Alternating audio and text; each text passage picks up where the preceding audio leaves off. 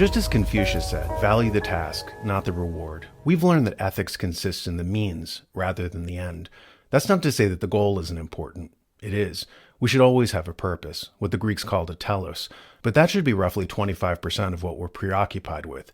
The other 75% needs to be the means to obtain that end. Think of a GPS.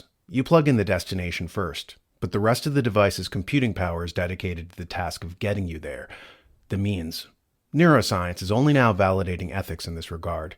New York University professor Gabriele Oettingen wrote a book called Rethinking Positive Thinking, wherein she states that merely dreaming about an end goal isn't enough. That's concentrating on the end and not the means. By focusing merely on the end, you're not statistically likely to achieve your goal. She developed a protocol which is really like reverse engineering ethics, which she calls the WOOP system. It stands for Wish, Outcome, Obstacle, and Plan. This is a handy tool to get you to work out the means that will guide you to your end. Here's efficiency expert Philippe Corda to explain more. In business organizations, motivation is a big subject. However, we all know people that are motivated and that don't translate their intentions into action. Is there a way to maximize the probability that someone will actually take action? Two German psychologists, Gabriele Oettingen and her husband Peter Gollwitzer, they are both professors at New York University, has conducted a lot of research on that very issue. And they have made very interesting discoveries. The first one is that if you want to translate your intention into action, you have to dream of it first. You have to try to imagine what it will feel like to have done it. This is a critical condition. However, they have also noticed that it can be counterproductive. It means that if you do just that, your brain will interpret that the work has already been done. Therefore, you must immediately focus on the obstacles that could come in the way. Not the external obstacles, but the inner obstacles. What is there in you that could prevent you from taking action?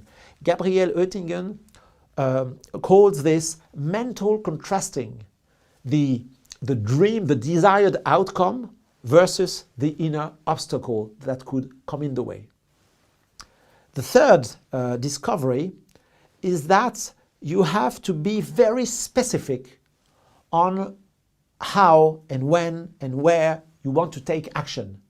Dreaming of success is not enough at all. You have to be specific on how you will proceed.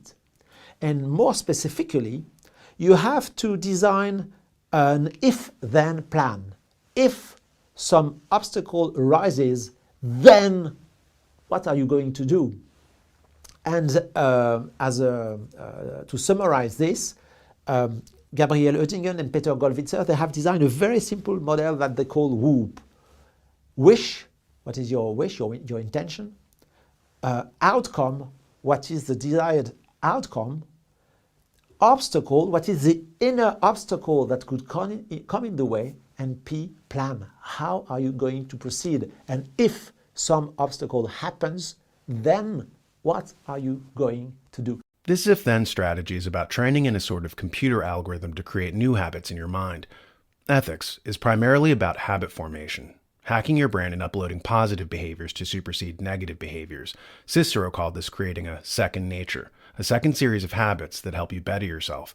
Aristotle also alludes to this when he says that excellence is not an act, but a habit. Mental contrasting and its help in aiding people to upload if-then statements goes a long way toward training in these habits, something that Eric Barker talks about in his book, Barking Up the Wrong Tree. In one study, Peter Gollwitzer and Veronica Brandstatter found that just planning out some basics like when to do something, where and how, made students almost 40% more likely to follow through with goals. The two magic words are if and then. For any obstacle, just thinking, if X happens, I'll handle it by doing Y, makes a huge difference. How powerful are these two simple words? They even work for people who have very serious behavioral problems. Drug addicts going through withdrawal. With no if-then implementation intentions, 0 people followed through on putting a resume together. But when the 2 magic words were used ahead of time, 80% of the people were ready to apply for a job. What's so powerful here? You're getting your non-conscious mind involved. Instead of waiting until problems arise, you're giving your brain a habitual response to enact on autopilot. This acting on autopilot is basically proof that what you just did was upload a new habit. If I feel like eating a candy bar, then I will eat a salad instead. If I feel like watching TV, then I will better myself by reading a classic novel instead. This methodology was noticed in parallel by 2 researchers named Brian Christian and Tom Griffiths in their book, Algorithms to Live By. In it, they say, when you cook bread from a recipe, you're following an algorithm. When you knit a sweater from a pattern, you're following an algorithm. At the next level, computer science gives us a vocabulary for understanding the deeper principles at play in each of these domains. As Carl Sagan put it, science is a way of thinking much more than it is a body of knowledge. Even in cases where life is too messy for us to expect a strict numerical analysis or a ready answer, using intuitions and concepts honed on the simpler forms of these problems offers us a way to understand the key issues and make progress. Most broadly, looking through the lens of computer science can teach us about the nature of the human mind, the meaning of rationality, and the oldest question of all, how to live. How to live. That's a powerful statement, because as Cicero said thousands of years ago, ethics is the art of living well.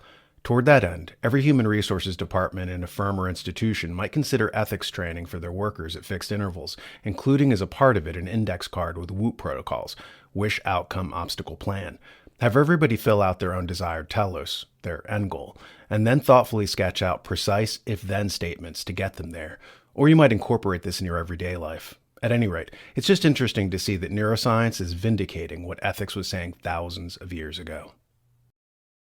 If you like ethics and the idea of taking back the culture by paying more attention to ethics, then check out the John Birch Society. They've been fighting an ethical fight to restore the Constitution and representative government since the 1950s. Go to jbs.org and find out more.